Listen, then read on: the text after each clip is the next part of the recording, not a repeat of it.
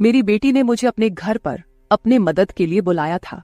जैसे ही मैं उसके घर पहुंची, दामाद ने मेरी स्वागत सत्कार शुरू कर दिया। एक बार तो आधी रात को दामाद अचानक मेरे कमरे में आया। मेरे बगल में आकर उसने मेरी चादर के ऊपर से हाथ फेरते हुए कहा, सासू माँ, आपकी बेटी अब बहुत थकी हुई है, अब वह पुरानी लगने लगी है, अब आप ही मुझे खुश रख सकेंगी। दामाद ने मुझे सांस लेने का भी समय नहीं दिया। वह रात से लेकर सुबह के 3 बजे तक लगातार। नमस्ते दोस्तों, आज की इस कहानी में आपका स्वागत है। मेरा नाम राधिका है और आज मैं आपको अपना और अपनी बेटी की कहानी सुनाने जा रही हूँ, तो दिल को थाम कर सुनिएगा। मेरी बेटी को उसके ऑफिस के काम से घर के कामों के लिए समय नहीं मिल रहा था। एक दिन उसका मुझे फोन आया और उसने कहा, माँ, मुझे घर के कामों में आपकी बहुत जरूरत है, कुछ दिन मेरे पास आओगी क्या? बेटी की चिंता में मैं तुरंत उसके घर चली गई। मुझे देखते ही बेटी से ज्यादा दामाद खुश हो गए। वे मेरी इतनी सेवा सत्कार क्यों कर रहे थे, ये मुझे समझ नहीं आ रहा था। लेकिन दामाद अचानक से बदल गए थे। मुझे देखते ही मेरी बेटी ने मुझे गले लगाया। उसके पीछे दामाद ने भी मुझे गले लगाया। इससे पहले उन्होंने कभी मुझे इस तरह से गले नहीं लगाया था। अचानक उनमें इतना बदलाव कैसे आ गया, ये मेरी समझ में नहीं आया। जब दामाद ने मुझे गले लगाया तो मुझे बहुत शर्म महसूस हुई। मेरी बेटी सरिता ने अपने पति के इस व्यवहार पर ध्यान भी नहीं दिया। जैसे ही मैं बेटी के घर पहुंची, उसने मुझसे कहा कि वह मेरे हाथों से बनी उसकी पसंदीदा सब्जी खाना चाहती है। आते ही मैं फ्रेश होकर बेटी के किचन में चली गई।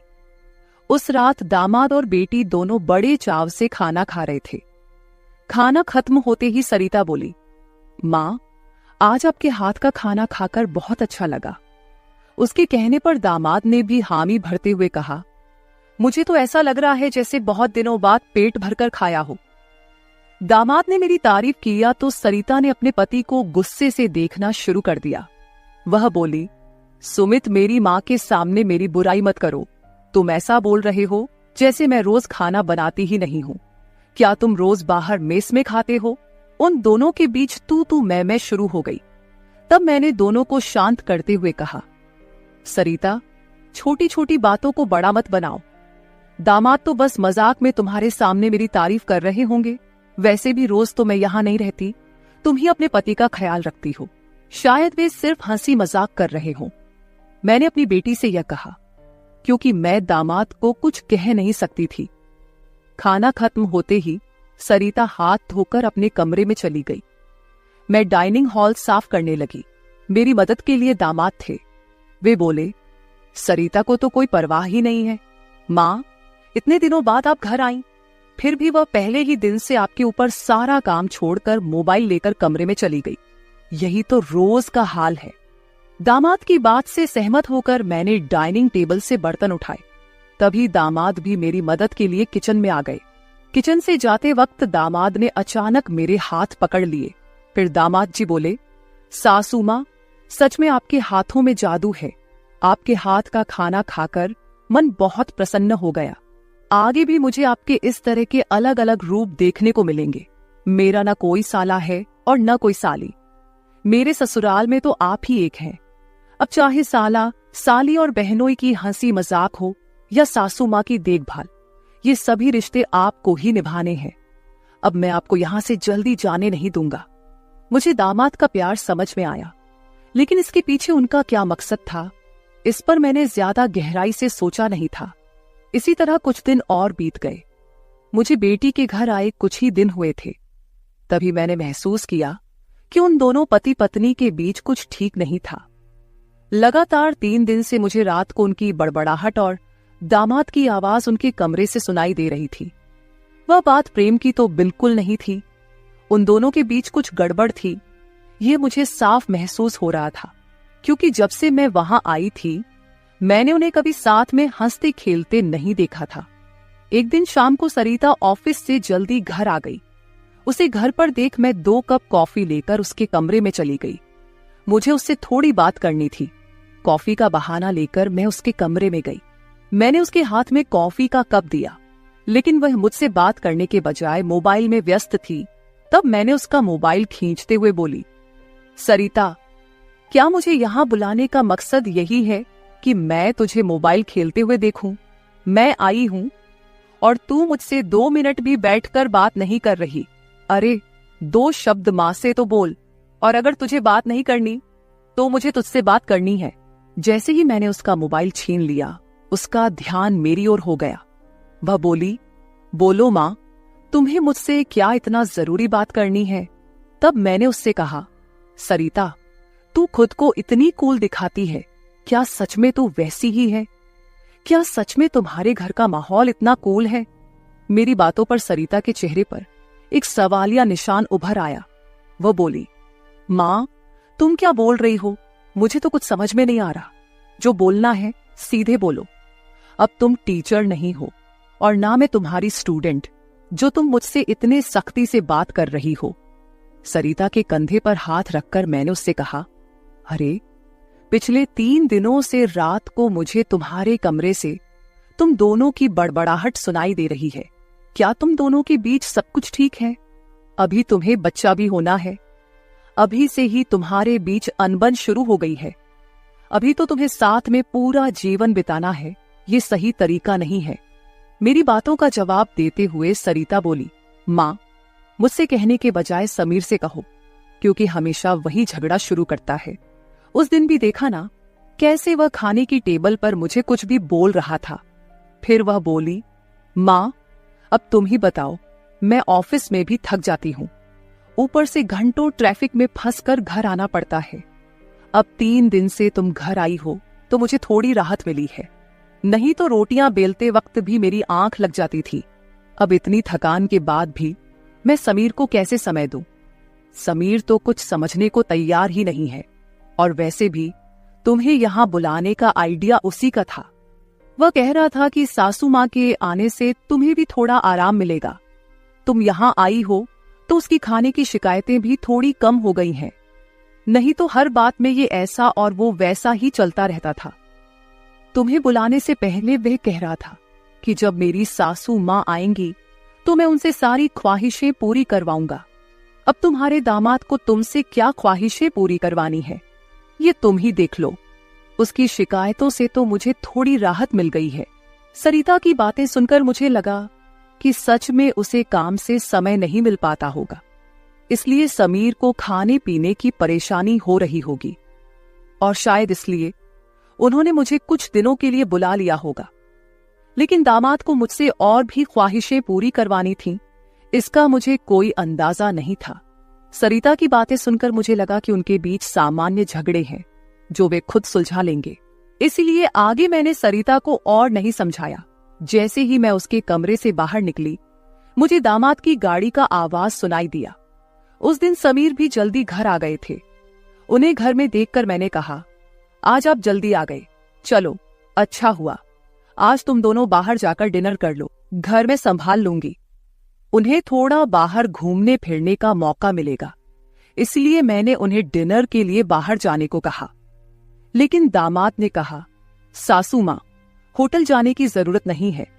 आज मेरे बॉस का 50वां जन्मदिन है। बॉस ने जन्मदिन के मौके पर एक 5 स्टार होटल में पार्टी रखी है और हमें खास तौर पर उस पार्टी में बुलाया गया है। समीर की बात सुनकर मैंने कहा, अरे वाह, तो फिर तुम दोनों जल्दी से अच्छे से तैयार हो जाओ और साथ में पार्टी में जाओ। तब दामाद जी बोले, सासू मां, हम दोनों अकेले नहीं जाएंगे। बॉस ने पूरे परिवार को बुलाया है और आप भी हमारे परिवार हैं, इसलिए आप भी हमारे साथ चलो। तब सरिता भी मुझसे जिद करने लगी। उसने कहा, मां, घर पर तुम अकेले बैठी क्या करोगी? तुम भी हमारे साथ चलो, तुम्हें भी अच्छा लगेगा। एक तो जब से तुम यहाँ आई हो, मैं तुम्हें कहीं बाहर घुमाने भी नहीं ले जा पाई। मैं छुट्टी लूंगी तो लूंगी, पर अभी तो तुम हमारे साथ बाहर चलो, कम से कम तुम्हारा भी मन थोड़ा हल्का हो जाएगा। उन दोनों का इतना जोर बढ़ गया कि मुझे भी उनके साथ जाने के लिए तैयार होना पड़ा। मैं हमेशा कहीं भी जाती थी तो अपने साथ 1-2 पार्टी वियर कपड़े रखती थी। इस बार भी मैंने पिंक रंग की नेट वाली साड़ी साथ रखी थी। मैंने वही साड़ी पहनकर अच्छे से तैयार होकर कमरे से बाहर आई। जैसे ही मैं बाहर आई, दामाद मुझे लगातार देखने लगे। वो मुझे ऊपर से नीचे तक नजर फेरने लगे। उन्होंने कहा, आज आपको सासू माँ कहने में मुझे शर्म आ रही है, क्योंकि आप किसी भी तरह से उम्रदराज नहीं लग रही हैं। आज तो आप किसी हीरोइन से कम नहीं लग रही हैं। दामाद की बातों पर मुस्कुराते हुए मैं बाहर गाड़ी के पास चली गई। कुछ देर बाद घर को लॉक करके बेटी और दामाद भी बाहर आ गए। दामाद मेरी तारीफ कर रहे थे, लेकिन सरिता का ध्यान उस पर नहीं था। लेकिन जैसे ही पार्टी में गए और दामाद के बॉस हमारे पास आए, उन्होंने मुझे देखकर समीर से कहा, समीर, तुम्हारी साली तो बहुत ही सुंदर है। इस पर समीर कुछ बोलते उससे पहले ही सरिता बोली, बॉस, ये समीर की साली नहीं है, ये तो माँ है, ये समीर की सास है। हमारे रिश्ते को सुनकर बॉस चौंक गए। उन्होंने कहा, आपकी खूबसूरती और जवानी को देखकर ऐसा बिल्कुल नहीं लगा कि आप सासू माँ हो सकती हैं। बॉस ने अपनी गलती स्वीकारते हुए मुझसे माफी मांगी और वहां से चले गए। बॉस के जाते ही दामाद मेरी तारीफ करने लगे। उन्होंने कहा, सच में सासू माँ, आज तो आप सरिता से भी ज्यादा खूबसूरत लग रही हैं। सच में पत्नी तो ऐसी होनी चाहिए। ऐसा कहकर दामाद ने मेरे हाथ पर ताली मारी और हंसने लगे। लेकिन उनकी इस मजाक पर सरिता गुस्से से मेरी ओर देखने लगी। अब मुझे धीरे धीरे दामाद की नजरों का एहसास होने लगा था। कुछ देर बाद हम घर जाने के लिए निकल पड़े। घर पहुंचते ही सरिता और मैं एक साथ गाड़ी से उतरे। गाड़ी से उतरते ही सरिता ने मुझसे कहा, माँ, आज के बाद तुम्हें इतना सजने संवरने की कोई जरूरत नहीं है। थोड़ा अपनी उम्र के हिसाब से रहना सीखो। गुस्से में तीखे शब्द बोलते हुए सरिता पैर पटकती हुई घर के अंदर चली गई। मुझे उसका गुस्सा कुछ समझ नहीं आया। असल में मुझे तो किसी भी बात पर गुस्सा आने का सवाल ही नहीं था। फिर भी सरिता मुझसे नाराज होकर पैर पटकते हुए घर के अंदर चली गई थी। नादान लड़की सोचकर मैंने उसकी बातों को नजरअंदाज किया और घर में जाकर अपने कमरे में चली गई। कुछ देर बाद फ्रेश होकर मैंने रात में सोने के लिए नाइट गाउन पहन लिया। रोज की तरह सोने से पहले मैंने अपने हाथ पैरों पर बॉडी लोशन लगाया। तभी अचानक दरवाजे पर दस्तक हुई। दरवाजे पर दामाद थे। हमारी नजरें मिलते ही दामाद ने कहा, सासू माँ, अंदर आ सकता हूं। ये घर उनका ही था, फिर भी वो कमरे में आने के लिए मुझसे अनुमति ले रहे थे। मैंने कहा, ये घर तो आपका ही है, मेरी अनुमति लेने की क्या जरूरत, आप यहां कभी भी आ जा सकते हो। फिर हंसते हुए दामाद कमरे के अंदर आ गए। उन्होंने मेरी ओर देखकर कहा, सासू माँ, सच में आज आप बहुत सुंदर लग रही थी। वैसे तो मैं आपको कभी यह कॉम्प्लीमेंट देना चाहता था कि आप आज भी जवान और खूबसूरत दिखती हैं। कभी कभी सच में आपको सासू माँ कहने में मुझे शर्म महसूस होती है। कभी कभी तो आपको नाम से बुलाने की इच्छा होती है। सच में आप सरिता की बहन जैसी लगती हैं। बाहर कुछ समय पहले सरिता ने जो गुस्से में आपको कहा, वह सब मैंने सुना।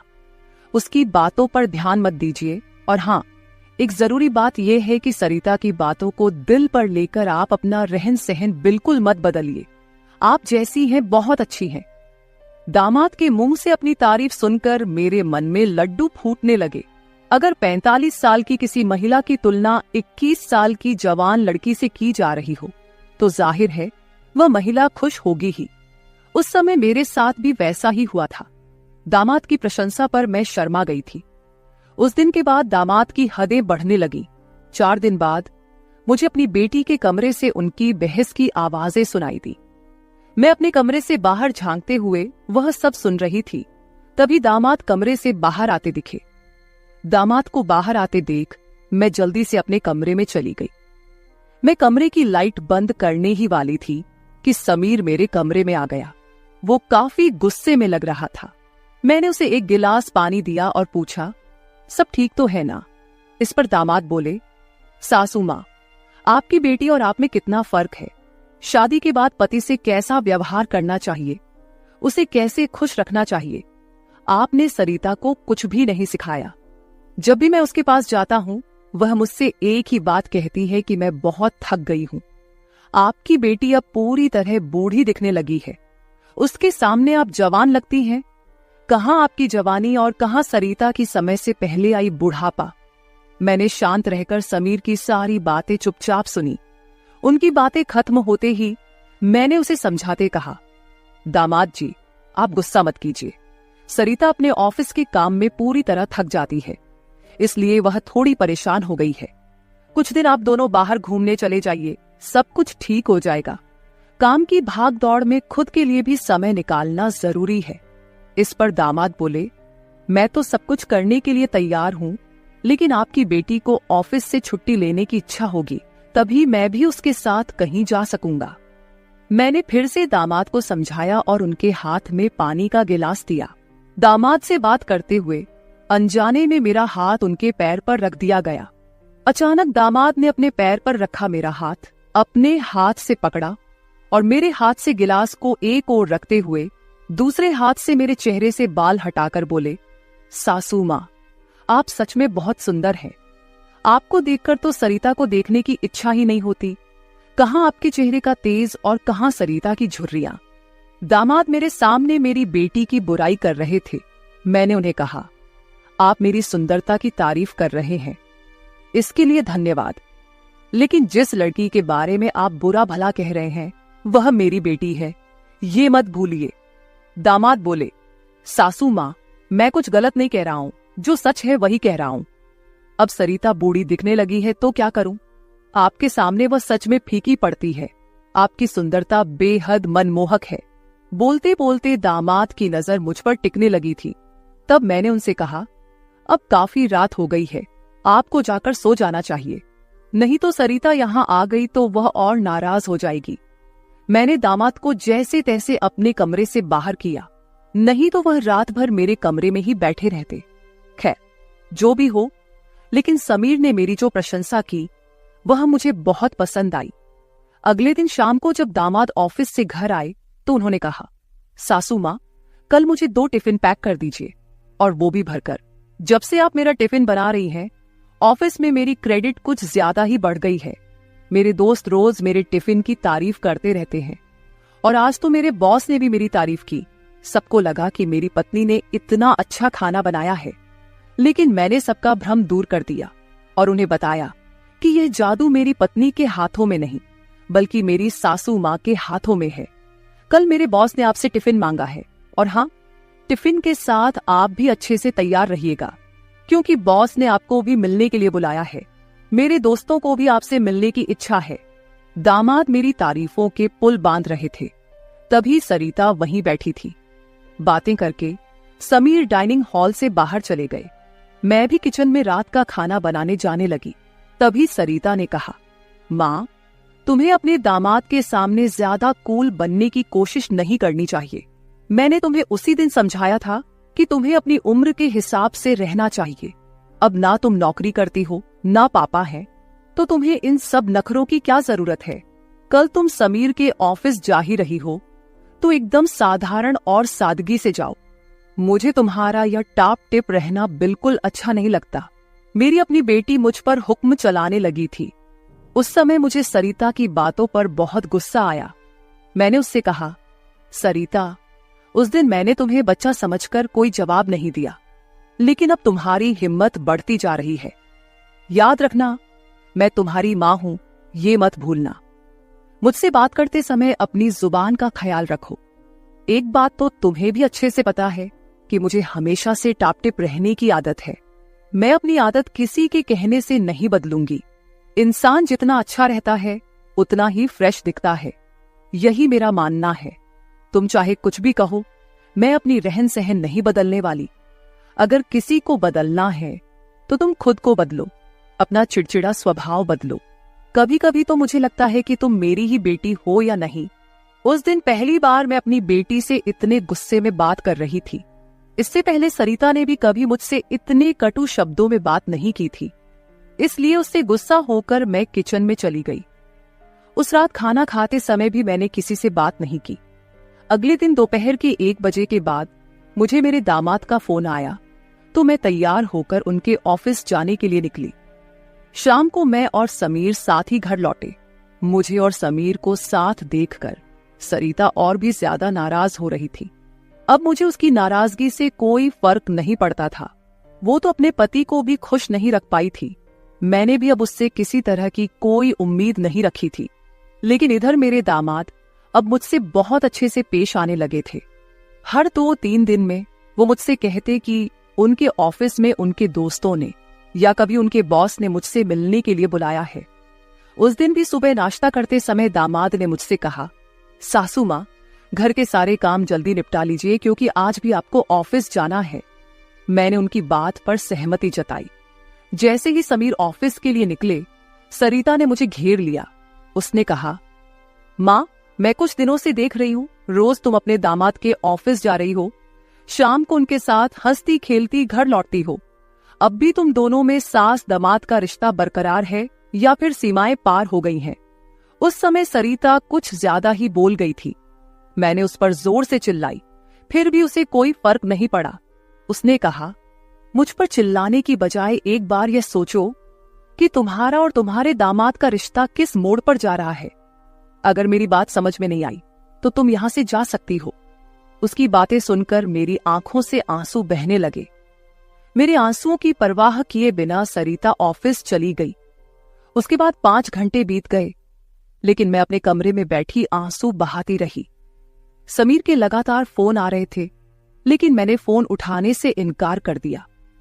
5 घंटे बाद मैंने खुद को संभाला और अपना बैग पैक करने लगी। जैसे ही मैं सरिता के घर से निकलने लगी, दरवाजा खोलते ही मैंने देखा कि बाहर मेरा दामाद गाड़ी पार्क कर रहा था। मुझे अचानक जाता देख उन्होंने मेरा हाथ पकड़ा और सीधे घर के अंदर ले आए। कमरे में पहुंचते ही समीर ने मेरा बैग खाली कर दिया। वह बोले, सासू मां, ये क्या हो रहा है? आप बिना कुछ कहे यहां से क्यों जा रही हैं? मैंने उन्हें सरिता की बात कुछ नहीं बताई। मैंने कहा, मेरे कारण शायद आपके रिश्ते में दूरियां आ रही हैं। अब मुझे भी यहां आए काफी दिन हो गए हैं। मैं अपनी बेटी का घर नहीं तोड़ना चाहती। आप अपने जीवन में खुश रहिए, अब मुझे यहां से जाना चाहिए। मैं फिर से अपना बैग पैक करने लगी। तभी दामाद ने मुझे अपनी ओर घुमाए। फिर मेरे कंधे पर हाथ रखकर उन्होंने कहा, सासू मां, जरूर सरिता ने आपको कुछ बुरा भला कहा होगा। मैंने आपको पहले ही समझाया था कि उसकी बातों पर ध्यान न दे। वह मूर्ख है, उसे खुद को संभालना नहीं आता। मुझे तो लगता कि आपकी बेटी आपसे जलने लगी है। जो लोग जलते हैं वे दुआ नहीं देते, इसलिए आपको भी बेफिक्र होकर ठाठ से रहना चाहिए। समीर मुझे हंसाने की कोशिश करने लगे। मेरी आंखों में आंसू देखकर उन्होंने मेरे आंसू पोंछे और कहा, किसी की बातों से इतना हताश मत होइए, मैं आपके साथ हूं। उनके बोलने में एक अलग ही प्यार था। उस दिन के बाद से रोज रात को जब सरिता सो जाती, समीर मेरे कमरे में आने लगे।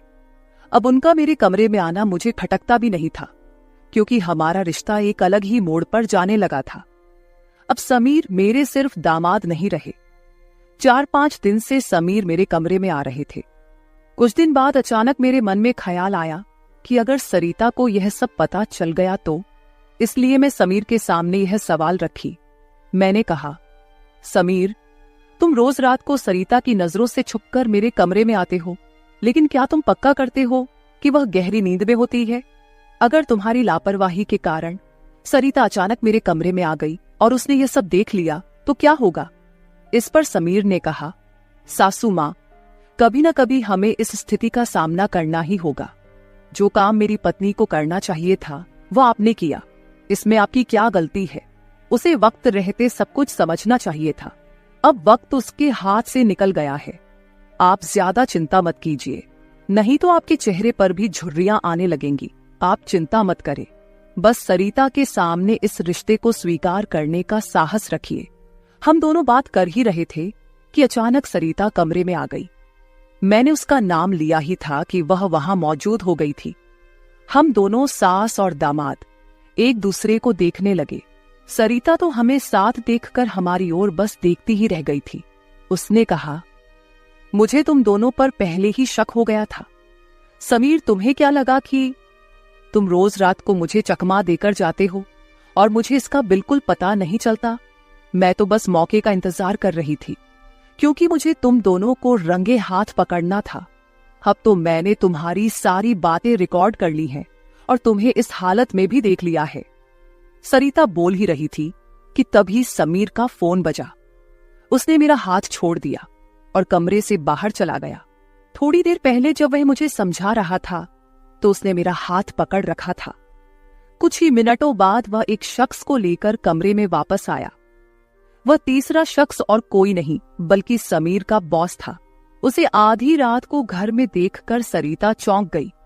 उसने बॉस की ओर देखकर कहा, आप इस समय यहां कैसे? बॉस आश्चर्यचकित होकर सरिता को देख रहे थे। तब सरिता बोली, आप यहां क्यों आए हैं ये तो मुझे नहीं पता, पर मुझे अब एक गवाह मिल गया है। वह बॉस के सामने मेरे और मेरे दामाद के रिश्ते के बारे में बकवास करने लगी। तभी समीर के बॉस यानी रघुवीर जी सरिता की ओर देखकर बोले, सरिता, तुम यह क्या बकवास कर रही हो? तुम्हें पता है तुम अपनी माँ और अपने पति के बारे में क्या कह रही हो? अब तो सरिता और भी ज्यादा बकवास करने लगी। तभी समीर उस पर चिल्लाया। उसने कहा, मैं अभी तक सब सुन रहा था। मुझे पता था कि तुम समझदार नहीं हो, इसलिए मैंने तुम्हें कुछ नहीं बताया, लेकिन अब तुम बॉस के सामने कुछ भी बकवास करने लगी हो। शायद अब तुम्हें सच बताने का समय आ गया है। मैं समीर को शांत रहने के लिए कह रही थी, लेकिन उसने मेरी एक न सुनी। वह बोला, माँ, अब और कितने दिन आप यह सब बातें छुपाकर रखेंगी? इस तरह मन मारकर जीवन को सुखमय नहीं बनाया जा सकता। जीना है तो खुले दिल से जियो। आपको किसी से डरने की जरूरत नहीं है, क्योंकि आपने कोई अपराध नहीं किया। समीर ने सरिता से कहा, सरिता, पिछले कुछ दिनों से मैं इस कमरे में आ रहा हूं, ये सच है, लेकिन मैं इस कमरे में क्यों आ रहा था, इसका कारण वो नहीं है जो तुम सोच रही हो। इसका असली कारण कुछ और ही है। मैं यहां इसलिए आता था ताकि अपने बॉस को तुम्हारी माँ के कमरे में सुरक्षित छोड़ सकूं। मैं तुम्हारी माँ के साथ नहीं बल्कि मेरे बॉस होते थे। जिस दिन हम बॉस के जन्मदिन की पार्टी में गए थे, उस रात जब हम पार्टी से घर लौटे थे, तो मैंने तुम्हारी माँ को उनके कमरे में रोते हुए देखा था। उसी रात बॉस ने मुझसे तुम्हारी माँ का फोन नंबर भी लिया था। उस रात बॉस बार बार तुम्हारी माँ को फोन कर रहे थे। उस रात जब मैं अचानक तुम्हारी माँ के कमरे में गया, तो मैंने उनके फोन में बॉस के कई मिस्ड कॉल देखे। अगले दिन मैंने बॉस से इस बारे में पूछा, तभी मुझे सच्चाई पता चली। एक समय था जब तुम्हारी माँ और बॉस एक ही कॉलेज में पढ़ते थे। इतना ही नहीं, उन दोनों के बीच प्यार भी था, लेकिन घर वालों के दबाव के कारण वे अपना जीवन एक साथ नहीं बिता सके। पर किस्मत ने 30 साल बाद उन्हें एक बार फिर से आमने सामने खड़ा कर दिया। तुम्हारी माँ कुछ बोलने के लिए तैयार नहीं थी, लेकिन बॉस की वजह से मुझे उन दोनों के रिश्ते के बारे में पता चला। तब से मैंने जानबूझकर कभी दोस्तों का बहाना बनाया तो कभी बॉस का, ताकि तुम्हारी माँ और बॉस को एक दूसरे से मिलवा सकूं। धीरे धीरे मैंने तुम्हारी माँ के चेहरे पर खुशी देखनी शुरू की। वह भी अपना पुराना रिश्ता जीने लगी, लेकिन तुमने इसे गलत समझा और माँ पर गलत आरोप लगाए। तुम्हारे आरोपों के बाद तुम्हारी माँ ने घर से बाहर निकलना बंद कर दिया। तब से मैंने इस प्रेमी जोड़े की मुलाकात अपने घर में ही करानी शुरू कर दी। तुम्हारी माँ जानती थी कि तुम इस उम्र में उनके और बॉस के रिश्ते को स्वीकार नहीं करोगी, इसलिए उन्होंने कभी तुमसे खुलकर बात नहीं की। लेकिन अब मुझे लगता है कि उन्हें अपनी जिंदगी का फैसला खुद करने देना चाहिए। सरिता बोली, समीर, तुम मेरी माँ को उनके प्रेम से मिलने के लिए इतना प्रयास कर रहे थे। तुम दामाद होकर भी कोई आपत्ति नहीं कर रहे थे और मेरी माँ को एक बार फिर से जीने का मौका दे रहे थे। मैं आगे बढ़ी और सरिता से आंसू भरी आंखों के साथ बोली, मुझे माफ कर दे बेटी, मुझे इस उम्र में यह सब नहीं करना चाहिए था। मुझे रघुवीर से फिर से नहीं मिलना चाहिए था। लेकिन तू चिंता मत कर, सुबह होते ही मैं यहां से चली जाऊंगी। मैं रघुवीर से कभी नहीं मिलूंगी। इस उम्र में मुझे यह बातें तुम्हारे मुंह से सुनने से पहले ही मैं यहां से चली जाती हूं। मेरी आंखों में आंसू देखकर सरिता बोली, मां, मुझे माफ कर दो। मैंने तुम्हें समझा ही नहीं, ना मैंने कभी तुम्हारे अकेलेपन को महसूस किया। अब वो समय तो बीत गया, पर अगर तुम मेरे लिए जी सकती हो तो फिर मैं तुम्हारी खुशी में क्यों नहीं शामिल हो सकती। तुम्हारे समय में दादा ने तुम्हारी शादी नहीं होने दी होगी, लेकिन अब मैं उनके नक्शे कदम पर नहीं चलूंगी। मैं तुम्हें और बॉस को आपके आगे के जीवन के लिए ढेर सारी शुभकामनाएं देती हूं। बॉस मुझे मेरे पिता के रूप में स्वीकार है। बेटी की सहमति सुनकर मेरी आंखों में आंसू भर आए। रघुवीर भी मेरी तरह ही अपने जीवन में अकेले थे। अगले 3 दिनों के भीतर मेरी और रघुवीर की रजिस्टर्ड मैरिज मेरी बेटी और दामाद की मौजूदगी में हो गई। शायद ये पहली बार हुआ होगा कि एक बेटी ने अपनी मां की विदाई की थी। मेरी विदाई के समय मैंने सरिता को एक सीख दी। मैंने उससे कहा, सरिता, पैसा सब कुछ नहीं होता, इसीलिए हमेशा पैसे के पीछे भागना छोड़कर कभी अपने परिवार पर भी ध्यान देना चाहिए। कर्तव्यों से भागकर ना तो जीवन पूरा होता है, ना ही खुशियां मिलती हैं। अब समय आ गया है कि तुम अपनी जिम्मेदारियों पर ध्यान दो। सरिता ने मुझसे वादा किया कि आगे से वो अपने घर की जिम्मेदारियों को निभाने में पीछे नहीं हटेगी। मेरी विदाई होते ही सरिता ने पूरे 20 दिनों की छुट्टी ली। शादी के 2 साल बाद मेरी बेटी और दामाद एक बार फिर हनीमून पर गए। तो दोस्तों, शादी और प्यार की कोई उम्र नहीं होती। जहां दिल मिलते हैं वहीं रिश्ते भी अपने आप बन जाते हैं। बस जरूरत होती है एक दूसरे को समझने की। तो मेरे प्यारे दोस्तों, यह थी हमारी आज की छोटी सी कहानी। आपको ये कहानी कैसी लगी कमेंट करके जरूर बताएं। अगर आप ऐसी ही और भी इंटरेस्टिंग और रोमांटिक कहानियां सुनना चाहते हो तो चैनल को सब्सक्राइब जरूर कर ले और बेल आइकॉन ऑन कर ले, ताकि आपको मेरी आने वाली नई वीडियो की सूचना तुरंत मिल सके। कल मिलेंगे एक और नई कहानी के साथ। धन्यवाद।